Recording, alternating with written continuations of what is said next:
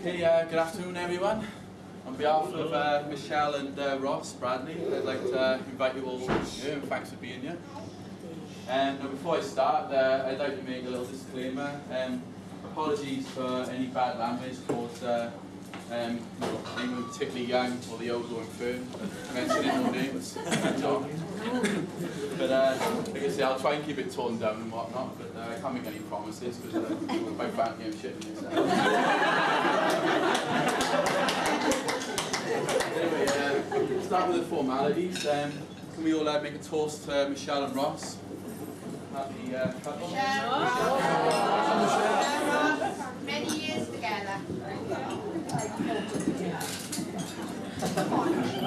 Firstly, Michelle, the dress is cracking and you look beautiful today, so Ross, you're very lucky man. Ross, what did we make in that ship?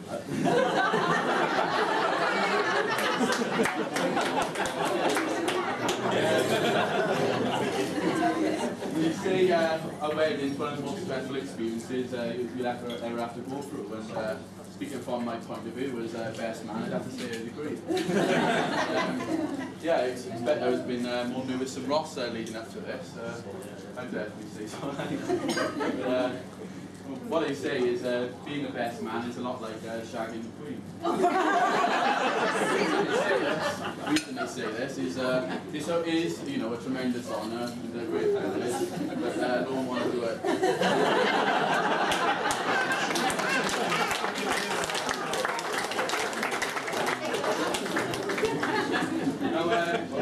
No, it's customary for the best man to make, like, you know, crude and derogative jokes about the number of ex-girlfriends the groom's had. But be pleased to hear, Ross, I'm not going to do that. But I find it both distasteful and you know, insulting towards the bride. But you know, suffice to say that number 52, that was your lucky number.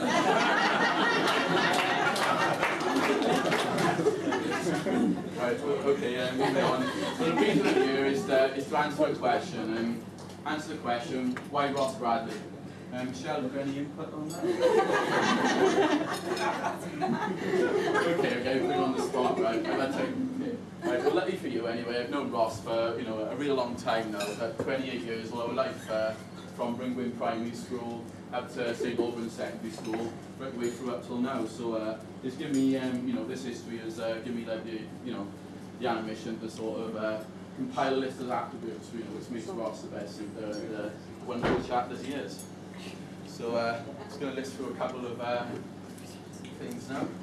To start with, Ross is very generous and he looks after those close to him. This could probably be best, you know, shown during the infamous Foster's story, as I'm sure Ross remembers. For those of you who are not familiar about it, that's back at the age of, the humble age of 14 really, me, Ross, Danny Turner and Damien, who's not with us today, just because he's not invited.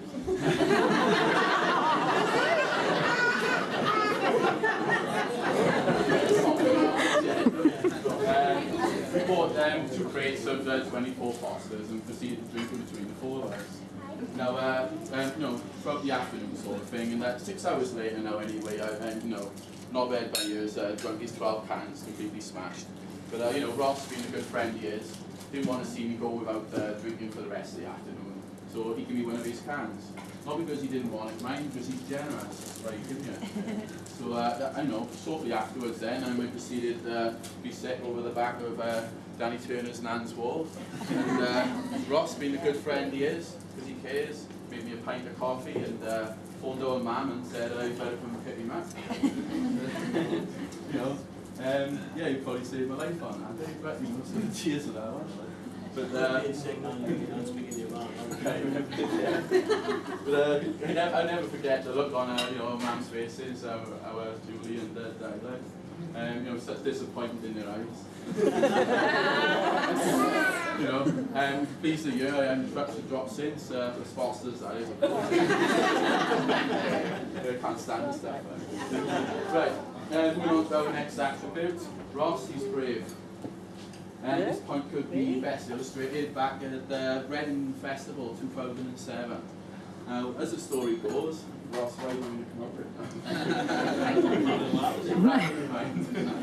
that? But as the story goes, you know, I'd already booked that myself, you know, a full weekend with the lads of you know, the sex, drugs, rock and roll and all that.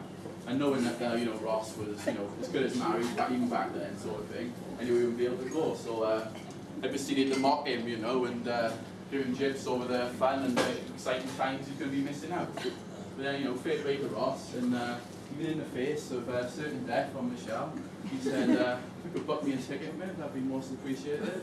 Very surprised, like. And it took him 2 weeks to pluck up the courage to tell Michelle, mate. And she found the ticket.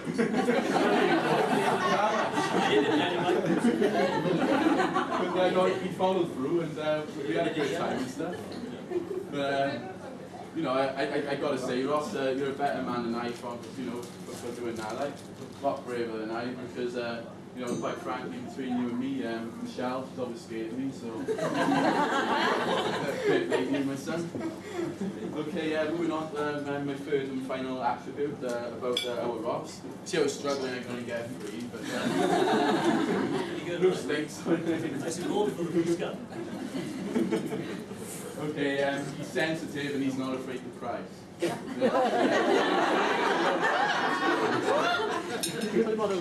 This could be best shown, well, back in the day, me and Ross went through a little fishing spell with, you know, the dive downer, the expert professional angler, sorry. But, you know, me and Ross was never as much into the old fishing as Di, like, now took it quite serious. You know, so we got fed up and went off looking for our own little adventures, and wandered into what was formerly known as members' car sales. Now, me and Ross, not being you know, the cat burgling type and whatnot, was quickly spotted by like a local do-gooder, and you know, the police promptly turned up. After like a semi-dramatic sort of chase thing, we got pretty far, didn't we? Yeah, you know, he's collared at the top sort of thing. And the only thing, you know, that saved us from further charges was my wingman by year. Oscar-winning performance, I'd have to say. Now, me to try and recreate it here in this room is not going to do it credit, you know, especially without the aid of an onion, but let's say tears was shed and lives was told, names was dropped. But needless to say, Ross got us off on all charges with a constabulary. So much appreciated on that one, Ross.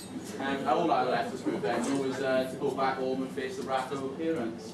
Now, seeing the look in our dad's eyes, you know, flamed. You know, I kind of wish, you know, they kept us in overnight when we turned up outside the house in a shiny white police car. But, you know, we were getting time to cool off and everything.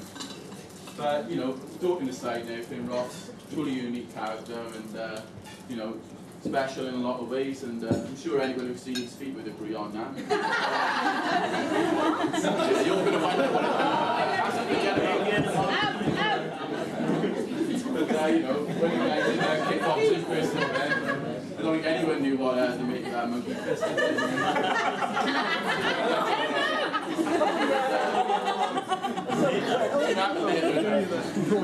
You know, like you say, he's going to say, Ross, top lad, and Michelle, she's a proper lady. We both deserve each other. I wish you all the happiness. So, behalf on, you know, Ross and Michelle and the rest of the room, can I raise your glasses one more time? Ross and Michelle, wish you all the happiness. All the best.